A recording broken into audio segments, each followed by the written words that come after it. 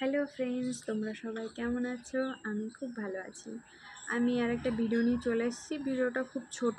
তোমরা যদি দেখো অবশ্যই সাজেশন করবে যে আমি কি করলে আমার সুবিধা হতে পারে।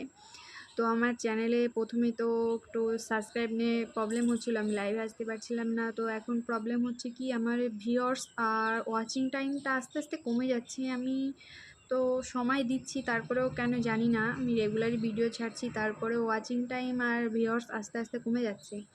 তোমরা যদি জানো যে কি করলে কি করতে হবে অবশ্যই জানিও কমেন্ট করে। আমি অনেকগুলো ভিডিও দেখেছি, তারপরেও বুঝতে পারছি না যে কি হচ্ছে।